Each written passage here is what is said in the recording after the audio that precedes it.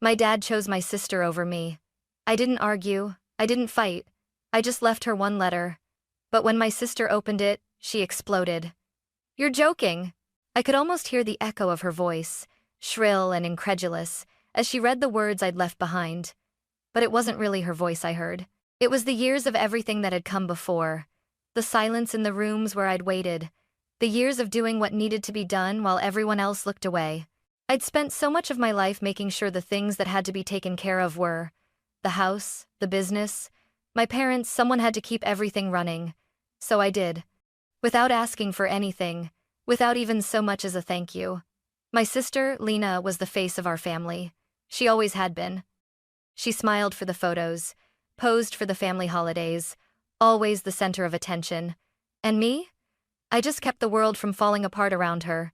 The house always smelled like something faintly floral, like the lavender that my mom used to make sure the place felt fresh. But I knew better. The lavender couldn't cover up the weight of everything that wasn't said. It never could. I spent most of my time in the background making sure the bills were paid, that my parents' business didn't crumble, that the house stayed clean, that everyone had what they needed. Meanwhile, Lena got the attention, the praise I would never get. Every time she called home, my parents answered. She was the one they'd invested in. She was the one they'd hoped would carry on the legacy. But it was always the same. She was busy, living her life in the city, building a career, while I stayed behind to keep things together. And then, the family business faltered. My father, once strong and reliable, began to fall ill. My mother too. Staff started leaving, and the business that once thrived began to struggle.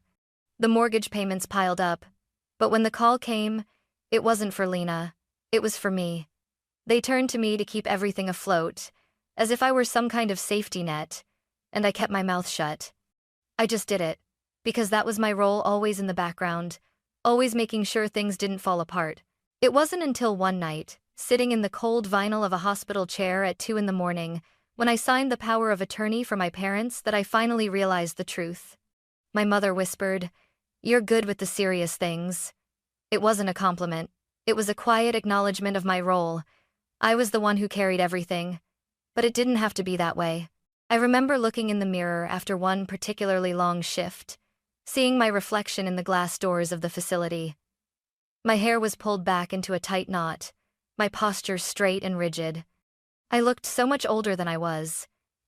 It was as though the weight of the years had settled into my bones. I didn't look like someone in her late 20s. I looked like someone who had already lived an entire life. I hated that feeling, the sense of being stuck in a role that wasn't mine. But I had made myself indispensable. I had been forced into it. But over time, I had come to believe that it was the only role I could play. And now, as I sat in the stillness of the house that used to feel like home, I realized how much I had lost. All the years of giving, of working, of sacrificing. All of it had been invisible. That night, as I sat on the edge of my bed, the room quiet except for the faint hum of the air conditioning, I knew something had to change. The letter I'd written to Lena had been brewing for a long time. It wasn't angry or filled with bitterness. It wasn't meant to punish anyone. It was just the truth that no one had wanted to see. Truth that I was no longer willing to ignore. I placed the letter on my desk and stared at it. The envelope was simple, but inside was everything I had carried silently for years. A timeline of everything I had done, every crisis I had handled, every moment I had stepped in to fix the damage no one else had noticed. I couldn't keep pretending that none of it mattered. I couldn't keep pretending I was just the one in the background. Tomorrow, it would all change. And no one would see it coming. The house always smelled like lavender. It was faint, almost too subtle to notice unless you were lingering in the hallway for a while. But it was there, the way my mother liked it. The smell of lavender was supposed to make things feel clean, fresh, like everything was under control. But I knew better. I knew the lavender couldn't cover up what was real, the unspoken tension, the things we never said, the way my sister Lena was always the center of everything, and I was just there, always in the background, always fixing, always cleaning up the messes no one else saw. I remember the first time I realized how different Lena's life was. I was just a kid, maybe 8 or 9, trailing behind my dad as he walked through the halls of the facility he ran. He'd stop to greet every resident by name, his voice warm, his posture perfect, like he had all the time in the world. I wasn't so much walking as I was pushing a wheelchair, one that was too big for me, my toes barely reaching the floor to keep it steady. I could hear the rattle of the wheels, and each time my dad glanced over his shoulder at me, he'd smile, but it was a smile that never quite reached his eyes. "Careful, Tara," he'd say, his tone more of a command than a suggestion. But he was already turning back to whoever he was talking to, as if I wasn't even there. Lena never had to push wheelchairs. She never had to be quiet or go unnoticed. She was the one who wore the pretty dresses, the one my mom posed in front of the Christmas tree for photos that would end up on the family album, captions about how bright our future was. I was always somewhere in the background of those pictures, half cut off, holding a clipboard or cleaning up some spill no one noticed. Lena was the star, and I was the person who made sure the show went on. It wasn't just the photos, it was everything. I remember one of my birthdays when I was 12. Lena had a huge cake with sparklers, and there were dozens of relatives crowding around her, laughing, clapping, all eyes on her. But when my birthday came around 2 months later, it was just a sheet cake from the grocery store, half frosted, already leaning to one side. I remember the cake so clearly, not because of what it was, but because of the way my mom kissed my cheek and told me to grab my work uniform before heading to the facility for my evening shift. She didn't ask if I wanted to go. She didn't even mention it was my birthday. It was just a given, like everything else was. I wasn't allowed to want things. Wanting things made me an inconvenience. And so I stopped wanting. I stopped asking for anything. I filled medication drawers, folded towels, answered phone calls that were never for me, and helped residents write holiday cards because no one else had time for it. I became the person no one noticed. The person who solved problems quietly, whose usefulness erased the need for praise. But it wasn't just the small things. It was the big things, too. Every time something went wrong, my parents turned to me. They didn't even have to ask. I was already there, already making the calls, making sure everything worked. But when it came time to be recognized for it, no one noticed. When I got straight A's, my dad barely looked up from his laptop. "Expected from you," he'd say, his eyes never leaving the screen. But when Lena struggled with a single math problem, they hired a tutor. The same tutor that had helped her for years, the same tutor who would always praise her for every little success. It wasn't even fair. I knew, deep down, that I was the one who held everything together. My parents never saw it. They saw Lena as the future. I was just the one who was expected to make sure everything stayed functional. But the truth was, no one else could have done it. Without me, the system would have fallen apart. Lena's career was a dream my parents spoke of, with reverence. She moved to the city, made a name for herself in creative media. My parents always told people that Lena was the one who would carry on the legacy. But when they called home for money, it was never for me. They'd send it to her, always. She never had to worry about anything. But I didn't resent her. I couldn't. She wasn't the one making the rules.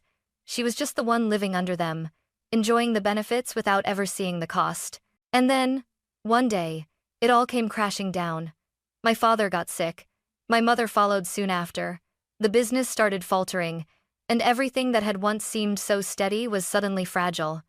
The staff started leaving. The phone calls came more often, the invoices piling up. It wasn't a matter of if anymore. It was a matter of how. And when the call came, it wasn't for Lena. It wasn't for anyone else. It was for me. I took the calls. I signed the documents. I kept the business running because I was the only one who could. And it felt like too much. But I never said a word. I never asked for help. I just did it. Because that's what I had always done. I was the one who kept the lights on. The one who made sure the system didn't collapse. No one asked for my help. No one saw me. But I was tired of it. Tired of being invisible. Tired of being the one who made everything work without ever getting credit. It wasn't enough anymore. And deep down, I knew it. I had known it for years, but I hadn't had the courage to do anything about it. Until now, I woke up to the sound of my phone buzzing on the nightstand. It was just before sunrise. The sky still dark, with only the faintest hint of gray creeping across the horizon. The house was quiet, the kind of quiet that only comes when everyone else is still asleep, and the weight of everything I had to do felt heavy on my chest. The call was from the office. One of the staff members, a nurse, was updating me on a situation I should have already known about. It wasn't anything major, just a small error in the medication logs, but it was the third call this week. I hadn't even had a chance to sleep properly, and here I was, already being pulled back into the cycle of fixing things that no one else could or would. I rubbed my eyes, sitting up in bed. The darkness felt suffocating, the quiet too still. For years, it had been like this. The calls, the responsibility, always waiting for the next crisis, always preparing for the next thing that needed to be handled. I had spent so much time doing everything for everyone else that I didn't even know what it felt like to breathe without the weight of it all. But something had changed. I had started to realize that I didn't have to carry it anymore. I didn't have to be the one who always cleaned up after everyone. I didn't have to be the one to hold everything together when no one even noticed how hard I was working. And the more I thought about it, the more I realized how much of my life had been spent giving, and receiving nothing in return. Nothing but the quiet, unspoken expectation that I would keep going. I would keep doing it, and I would do it without question. That morning, I decided I wouldn't. I went to the kitchen, still feeling the fog of sleep in my mind. The smell of coffee was already in the air, and I could hear the low hum of the refrigerator. I wasn't sure if it was the stillness of the house or just the fact that I had reached the end of my rope, but something in me was different. I couldn't do this anymore. I couldn't keep pretending that I was fine when I was so far from it. I couldn't keep playing the part of the daughter who did everything and received nothing. I walked to the small desk in the corner of the kitchen, where I had left the folder I'd started putting together the night before. I hadn't told anyone about it, not yet. But it was time. Time to put everything into words, to lay out the years of work and sacrifice that no one had ever seen, no one had ever recognized. But I was done being invisible. The folder was thick, a stack of documents that outlined everything the years I had spent managing the business when my parents were too sick or too distracted to care, the things I had done when my sister had been too busy with her life to even pick up the phone. I had written it all out in black and white, not with emotion, but with the simple truth. A timeline of every crisis I had stepped into, every time I had put out a fire no one else saw. I had written it in the most detached way possible, but still, the weight of it felt heavy on my shoulders as I placed it on the kitchen counter. My fingers hovered over the documents. It was real now. There was no going back. As I stood there, I thought about Lena. I thought about the way she had always been the one to get the praise, the admiration, the way she had always been the one to get the things I wanted: attention, freedom, ease. She didn't know what it was like to have to fight for every inch, to have to put yourself aside just to make sure everything worked. She never saw me, not really. She never saw how much I had sacrificed for her, for them, but I didn't care about that anymore. The letter I had written to Lena wasn't about revenge or anger. It wasn't even about her. It was about me, about reclaiming what had been taken from me for so long. I had put myself last for so many years that I didn't even know what it meant to put myself first. But I was going to find out. I was going to show them all that I was more than just the person who cleaned up their messes. I opened the folder again and ran my fingers over the timeline I had created. The facts were all there, the history of my quiet sacrifice laid out in black and white. But that wasn't enough. It wasn't just about the facts. It was about making them see it, making them understand that I had been holding up a system that didn't value me, that didn't even see me. I grabbed a pen from the drawer and added one more thing to the timeline: a date. Today. The day I was going to stop being invisible. The day I was going to show Lena and my parents that there was more to this business than the glossy image they had always seen. I stood back, looking at the folder in front of me. It wasn't just a collection of papers anymore. It was my truth. The truth I had been hiding from everyone, even myself. And it was time to share it. I didn't know what time it was when I sat down at the kitchen table, the papers spread out in front of me. The room was still dark, the early morning light creeping through the cracks in the blinds. I could hear the hum of the refrigerator and the quiet sound of my own breathing, the weight of everything pressing down on me.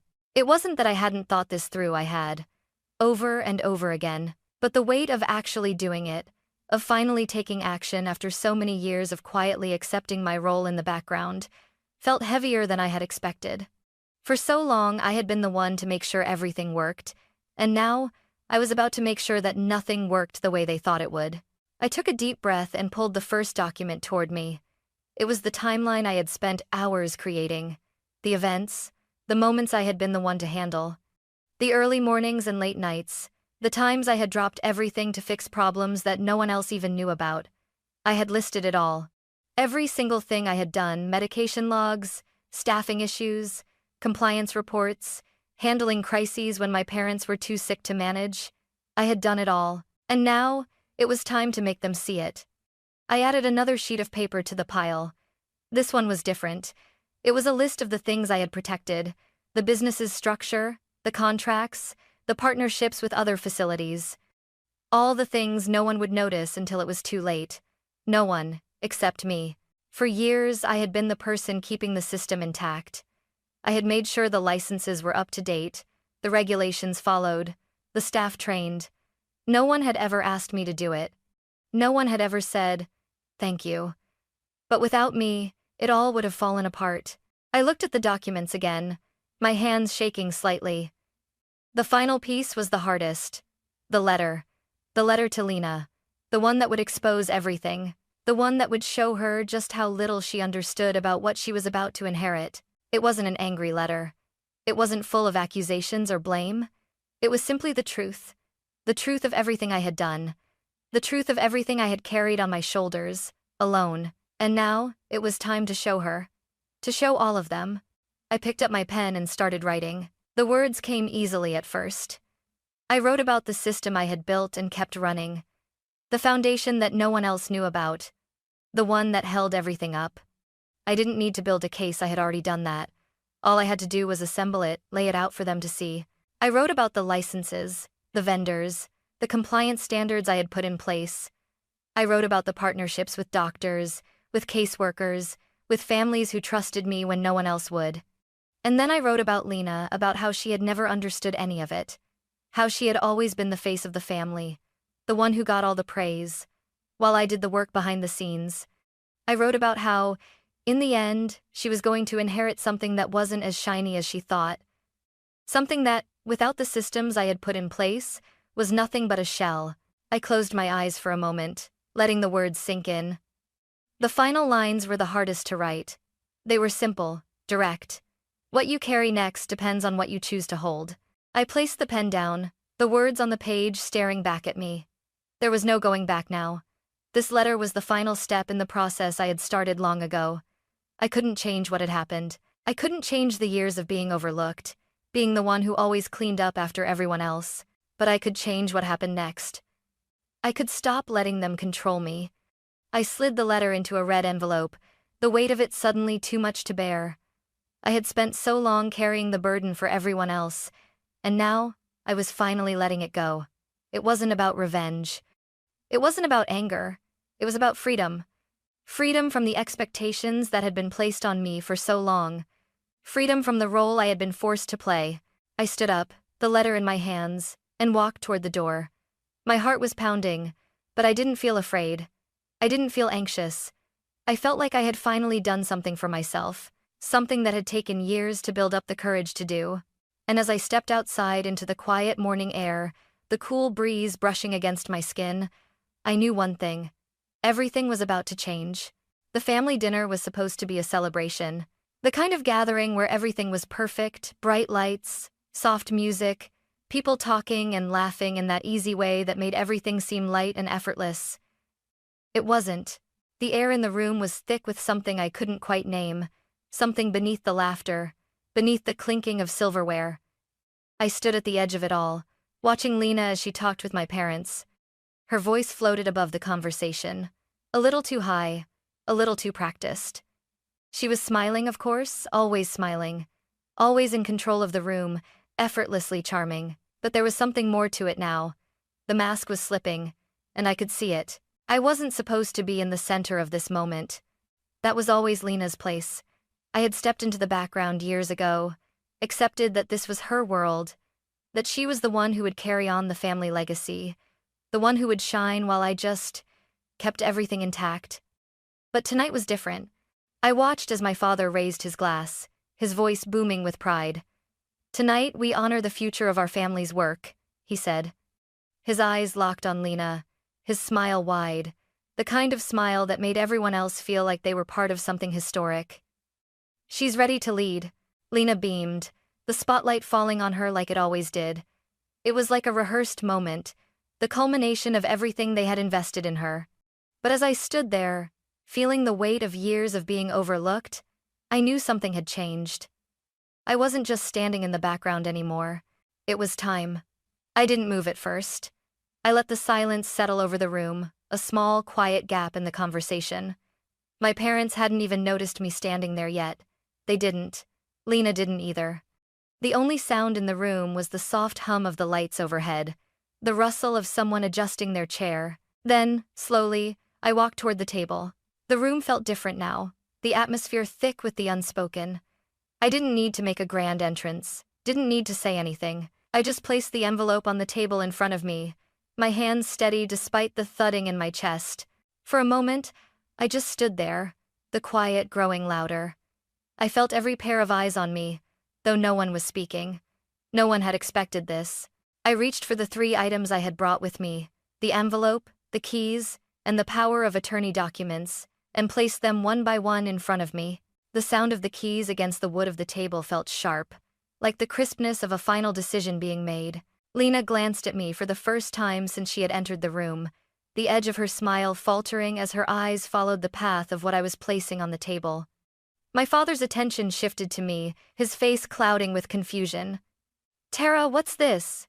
he asked, his voice hesitant. I didn't answer right away. I didn't have to.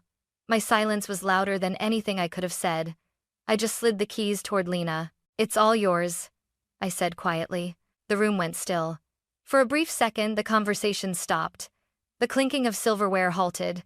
There was nothing but the tension, hanging between us like a weight. Lena reached for the red envelope first. Her fingers hesitated over it, her smile tight. She didn't understand what this was. She never had. She picked it up slowly, her eyes flickering between the envelope and me, a silent question hanging in the air. Then she opened it. I watched her face shift as she unfolded the paper, her smile faltering as she read. Her eyes darted from line to line, her expression tightening with each sentence. She flipped to the next page, her breath catching. The tension in the room grew thicker. I could feel it, see it in the way her hands shook just slightly as she read on. "No," she whispered, shaking her head. Her voice trembled as she read the next paragraph. This can't be right." Her chair scraped against the floor as she stood up, the letter still in her hands, her face pale. "You're joking," she said, her voice rising in disbelief. My father reached for the paper, his face turning pale as he scanned it quickly.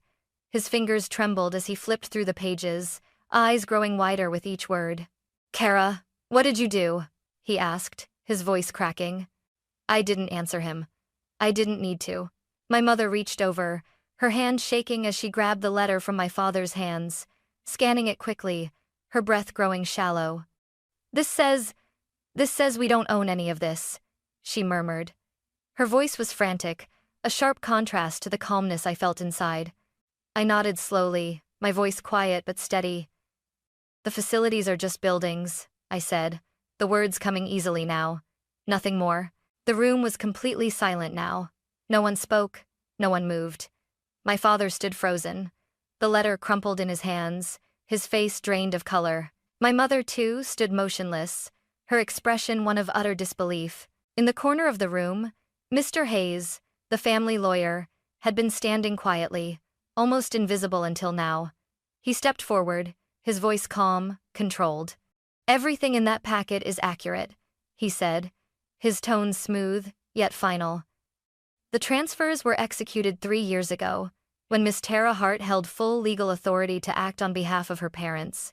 Lena's eyes flickered between me and Mr. Hayes, her voice rising in panic.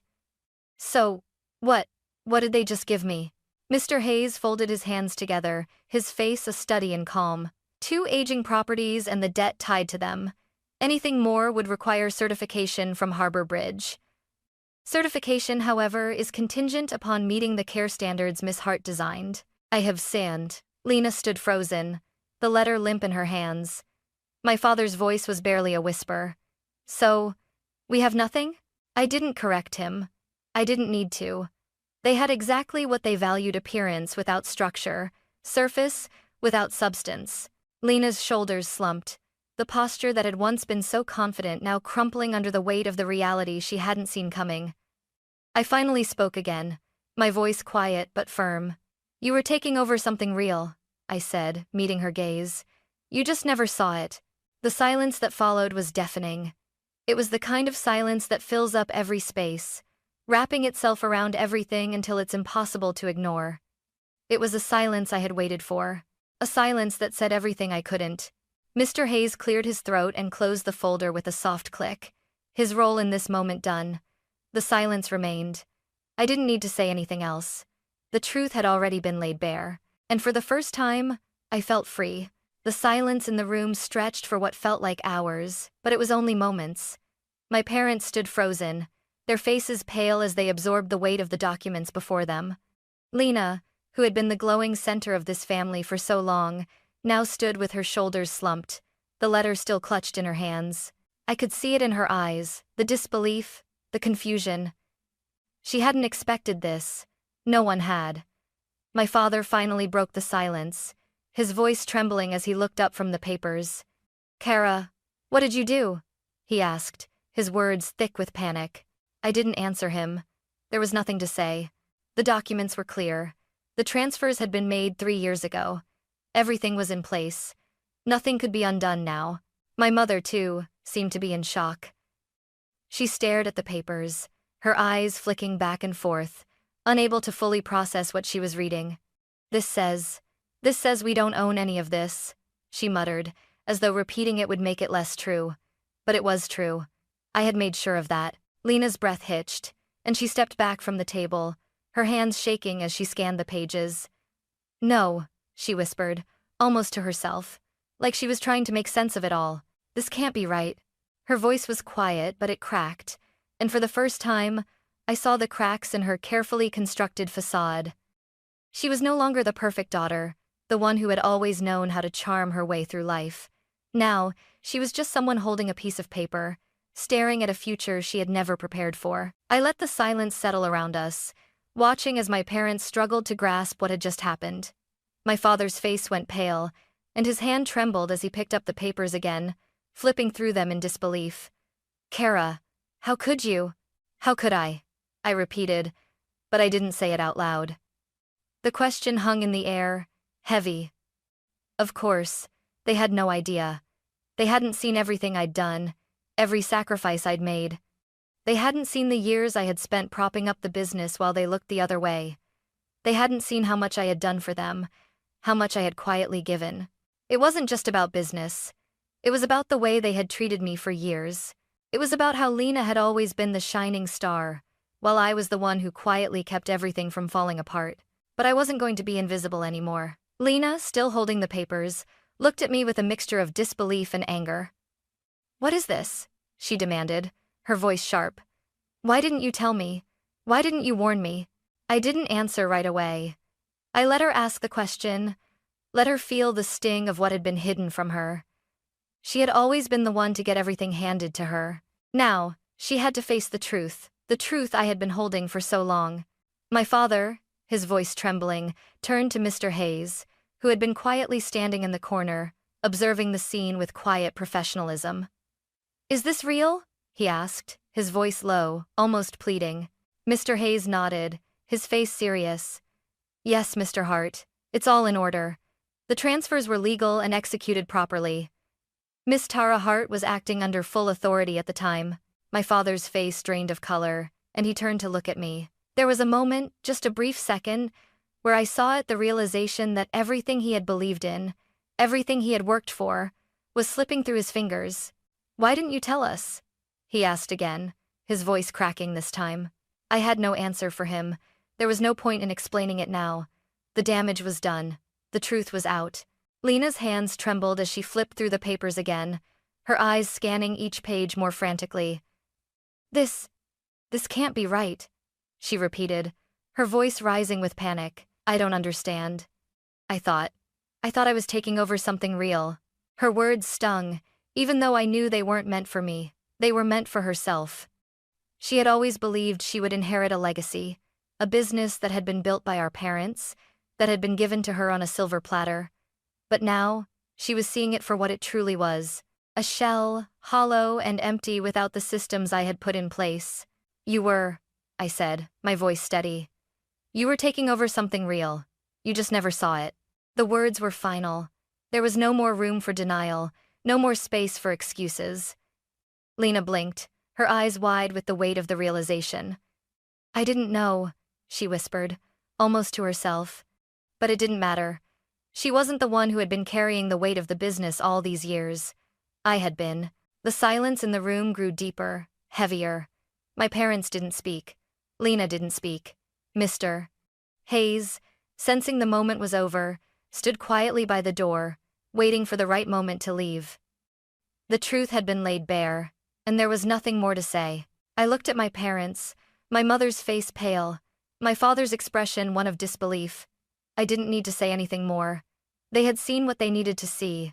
They had finally understood that I was no longer the person who could be ignored, the one who quietly did everything behind the scenes. For years, I had been the one holding everything together. But now, I was done. This was their mess to clean up, not mine. And as I turned and walked out of the room, I felt something I hadn't felt in years. Peace. Real peace. The kind that comes when you finally let go of something you've been carrying for far too long. I didn't look back. The days after the family dinner blurred together, each one slipping by in a haze of quiet and absence. The phone didn't ring the way it used to, with my parents needing updates or asking for help with the business.